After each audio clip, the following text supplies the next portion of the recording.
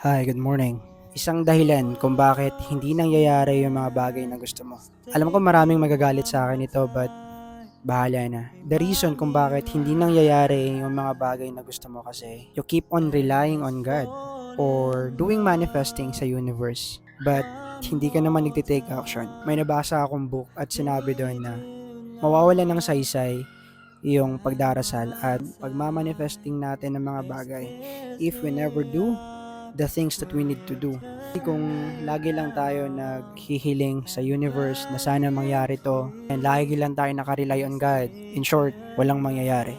Did you know na ang daming opportunities or sign or chance na binigay si God sa atin araw-araw, pero pinipili pa rin natin na hindi gawin? Sa totoo lang, we can wish anything to God or to universe. Lahat pwede nating i-wish, lahat pwede nating i-manifest. But make sure, willing kang gawin yung process, willing kang pagdaanan yung journey. Kasi hindi ka naman ibibigay yun ng nakaupo ka lang or nakahiga ka lang. You need to work on it and make sure pag darating na yung bagay, handa ka na. So yun, huwag mong kalimutan lagi magdasal at mag-manifest ng mga bagay na gusto mo. Simula ngayon, magti-take action ka na rin. Yun lang. Have a great day.